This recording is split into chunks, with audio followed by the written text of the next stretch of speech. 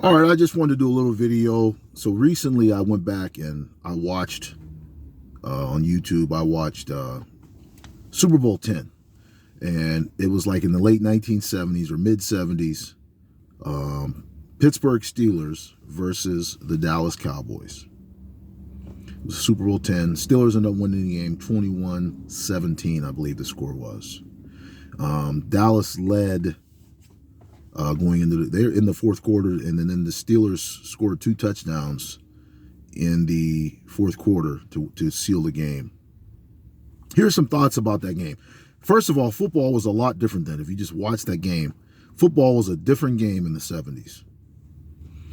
For example, formation-wise, offensive formation-wise, both teams basically ran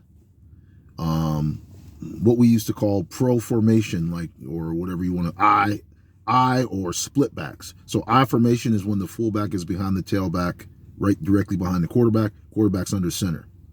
They had an I formation in the backfield with a tight end, split end or Z receiver, and an X receiver.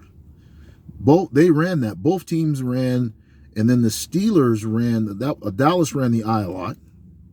The Steelers really didn't run any I formation. They ran a split back formation, split pro formation, where they had like 2 backs in the backfield. The quarterback was under center.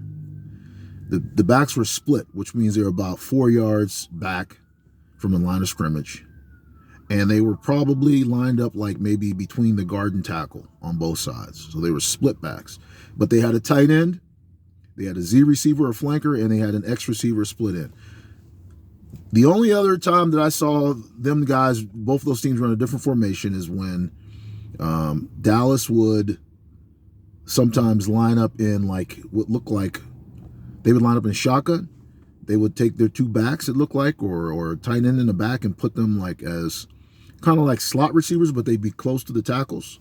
And they have 2 split ends, what we used to look like a run and shoot or whatever you want to call it. But those guys that were in the slots would stay in and block a lot of times. But they were in a shotgun formation. So I only maybe saw 3 or 4 formations in that game. It's a lot different than today's football. Also, both quarterbacks, nobody threw the ball like 30. Nobody threw the ball over 30 times. I think Roger Staubach, who was the quarterback of the Dallas Cowboys, he might have threw 25 times, maybe. Between 20 and 25 times. Terry Bradshaw, who's the quarterback of the Steelers, threw 19 times in that game. I think the Steelers ran the ball like 45 times, and the Cowboys ran in like somewhere in the 30s. Okay, it was more of it was just really like a physical, tough, line of scrimmage type football game.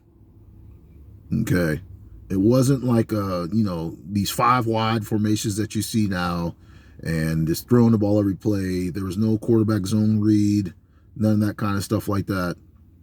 I did see that the defensive backs, I saw Mel Blount, one time the receiver was running downfield. He basically, it looked like he was 20 yards downfield.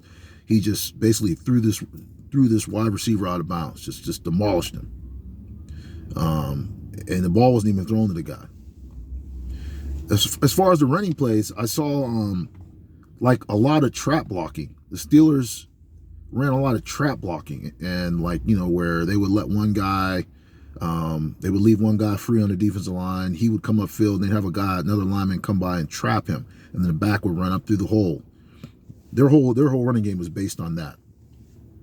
So it was much more of a running type game. The pass wasn't the emphasis, although they had 2 really good quarterbacks. They had Roger Staubach for the Cowboys and Terry Bradshaw of the Pittsburgh Steelers. They had good wide receivers. I mean, 2 good head coaches, Tom Landry and Chuck Noll, 2 legendary coaches, 2 of the best to ever do it. There was all pros all over on both teams. I mean, Hall of Famers on both teams. So that Super Bowl was loaded with talent. Football was just a different game then. So that's why sometimes it's hard for me to say that like these guys now that are quarterbacking are the greats of all time, because football was different back then. I mean, you're only throwing 19 passes a game. Now you might get a guy throwing 60 passes in a game. So of course he's going to look like they have more passing yards than these other quarterbacks.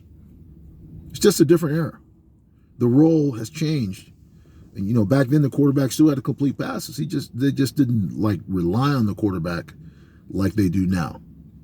So that's just some thoughts that from Super Bowl 10 and how football was back then. Let me know what you think. Those of you who remember football back from the 70s or back in that time, what do you think about football then and football now? Don't forget to like, subscribe, and message. Peace.